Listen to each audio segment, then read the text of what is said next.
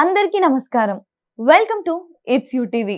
ప్రస్తుతం మనతో పాటు ఉన్నారు శ్రీ విద్యా ఉపాసకులు, అంతేకాదు మైసూర్ అవధూత దత్తపీఠానికి ఆస్థాన విద్వాంసులు డాక్టర్ క్రోవి పార్థసారథి గారు.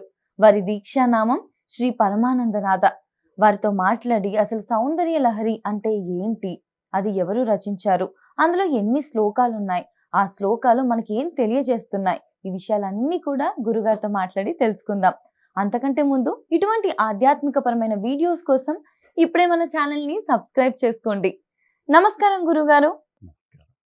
గురుగారు, ఇప్పుడు సౌందర్య లహరిలో 3వ శ్లోకం ఏం తెలియజేస్తుందో మీ మాటల్లో తెలియజేస్తారా? 3వ శ్లోకం కూడా అమ్మవారి యొక్క మహాత్మ్యాన్ని చెబుతుంది. అది ఎట్లాగంటే, ఓ అమ్మ, నీ గొప్పతనం, ఆ గొప్పతనం అనేది ఎలా ఉంటుంది అంటే, ఆ విద్యానామంతస్థిమిరమిహిరద్వీపనగరీ జడానాం చైతన్యస్తబక మకరందశ్రుతిజరీ దరిద్రాణం చింతామణి గుణనిక జన్మజలదౌ నిమగ్నానాం దంష్ట్రాపురరిపు వరాహస్య భవతి.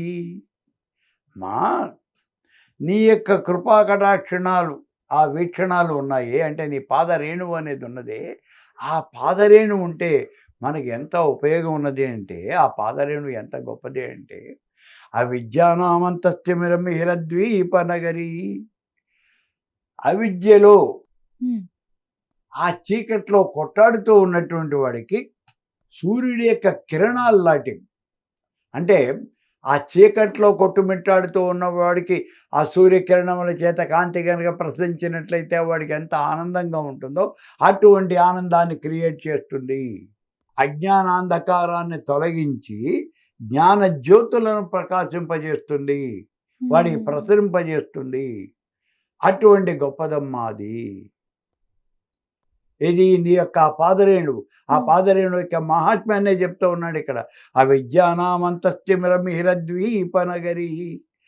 అంతేకాదమ్మా, జడానాం, జడ్డు అంటే మందబుద్ధి, బుర్ర లేనటువంటి వాడు, తెలివి తక్కువ వాడు, అటువంటి వాడికి జడానాం చైతన్యస్తవక మకరందశ్రుతిజరీ, అటువంటి మందబుద్ధికి, వాడు జ్ఞానం లేనటువంటి వాడికి చైతన్యము అనేటటువంటి కల్పవృక్షము యొక్క తేనె, మకరంద శృతిజరీ, దేన్ని? కల్పవృక్షం యొక్క మకరందం. ఆ మకరందం లాంటి దానివి అంటే ఆ మందబుద్ధికి కూడా నీ పాదరేణు, నీ యొక్క అనుగ్రహం ఉంటే వాడు గొప్ప పండితుడైపోతాడు. అలాగే దరిద్రాణం చింతామణి గుణనిక, దరిద్రుడికి చింతామణి లాంటిది. చింతామణి అనేది ఒక రత్నం. అమ్మవారిని గురించి చెప్పేప్పుడు అమ్మవారు ఎక్కడ ఉన్నది అంటే మణిద్వీపంలో చింతామణుల గృహంలో ఉన్నది అని అంటారు అమ్మవారు. చింతామణుల గృహము.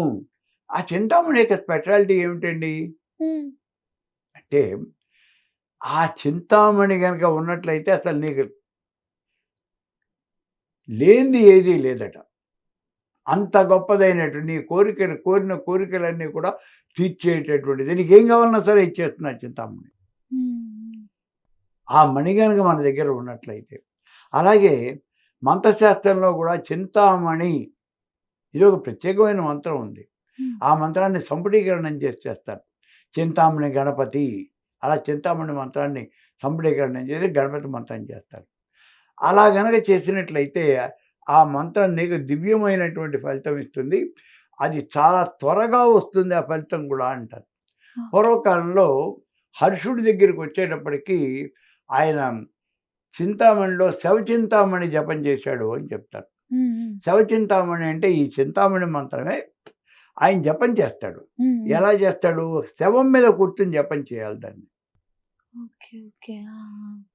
వాళ్ళమ్మ, అతను చిన్నపిల్లవాడు, 5 సంవత్సరాల పిల్లవాడు. ఈవిడ భర్త రాజ్యసభలో ఏదో ఒక వాదనలో ఓడిపోయి ఆయన ఆత్మహత్య చేసుకుంటాడు. ఇప్పుడు ఈ పిల్లవాడిని ఆ రోజు సాయంత్రం బాగా చీకటి పడిన తర్వాత పిల్లవాడిని తీసుకొచ్చి తన గుండెల మీద కూర్చోబెట్టుకుంటుంది. తన కొడుకుని గుండెల మీద కూర్చోబెట్టుకుంటుంది. కూర్చోబెట్టుకుని ఆ పిల్లవాడికి ఈ చింతామణి మంత్రాన్ని ఉపదేశిస్తుంది. ఇంట్లో తలుపులన్నీ వేసేసింది. ఆవిడ పడుకున్నది. గుండెల మీద పిల్లవాడిని కూర్చోబెట్టుకుంది. నాయనా, నువ్వు ఈ మంత్రాన్ని జపం చేస్తూ ఉండు. నువ్వు ఏమైనప్పటికీ కదలద్దు, మెదలద్దు, నమ్మించి నువ్వు దిగద్దు. నువ్వు ఇట్లాగే కూర్చో. దేవత వస్తుంది. వచ్చి నీకేం కావాలి అని అడుగుతుంది. నాకు పాండిత్యం కావాలి అని అడుగు. అంతే. ఆవిడ నీకు కావాల్సిన పాండిత్యం అంతా ఇస్తుంది. నీకు అది కొద్దిసేపట్లోనే జరుగుతుంది ఈ కార్యక్రమం. నువ్వు అలాగే ఉండు అంటుంది. అలాగే వాడు పిల్లవాడు గుండెల మీద కూర్చొని మంత్రం జపం చేస్తూ ఉంటాడు. పక్కనే ఒక కత్తి పెట్టుకుంది, మంచి పదునైన కత్తి పెట్టుకుని ఆ పిల్లవాడు కళ్ళు మూసుకొని జపం చేస్తున్నాడు కదా, తన పీక తగ్గొచ్చేసుకుంటుంది. తల్లి ఆత్మాహుతి చేసింది. ఆవిడ చచ్చిపోయింది. చచ్చిపోతే ఇప్పుడు ఏమైంది? శవం అయింది. ఆ శవం మీద కూర్చొని ఉన్నాడు పిల్లవాడు. వాడికి తెలియదు. ఆ శవం మీద కూర్చొని ఆ మంత్రం జపం చేస్తాడు. అందుకే దాన్ని శవచింతామణి అంటారు. ఆ శవం మీద కూర్చొని జపం చేస్తాడు. దేవత కరుణిస్తుంది. వెంటనే దేవత పరిచేషం, ఏం కావాలరా నీకంటే, వాళ్ళ అమ్మ చెప్పినట్టే పాండిత్యం కావాలి అంటాడు. ఇచ్చాను బాగుంటుంది.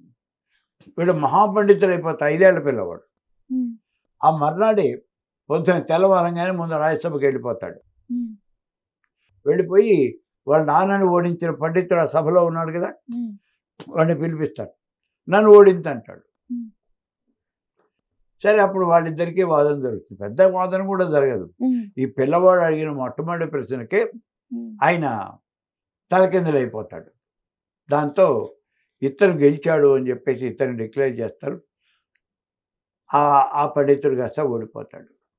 ఇలా చింతామణి అంటే అనేకమైనటువంటి కోరికలు తీర్చేటటువంటి మంత్రము, ఒక మణి.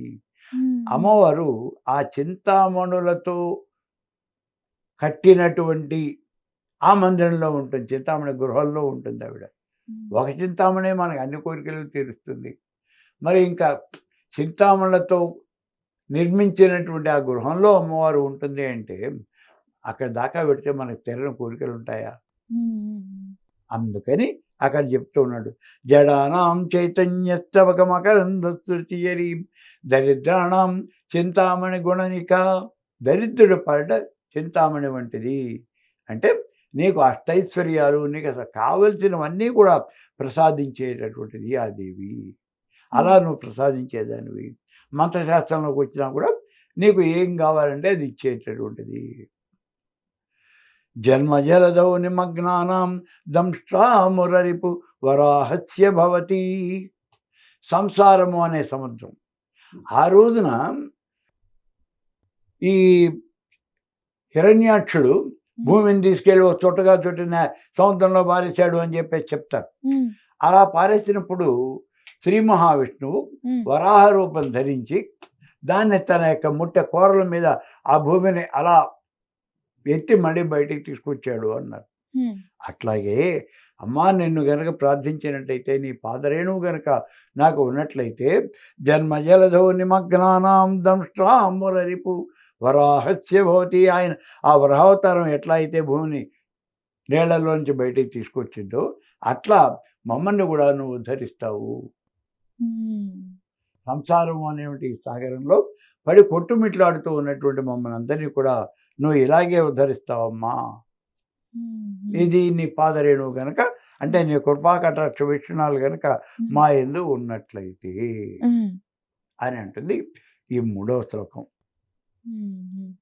గురుగారు అసలు ఎంత బాగా వర్ణించారో కదా అసలు అమ్మవారి శక్తి గురించి కానివ్వండి. 3వ శ్లోకంలో కూడా అత్యద్భుతంగా అసలు మనకి విషయాలు తెలియజేయడం ఏదైతే ఉందో, అండ్ మీ మాటల్లో మాకు ఇంత అద్భుతమైన విషయాన్ని మాకు తెలియజేసినందుకు ధన్యవాదాలు గురుగారు.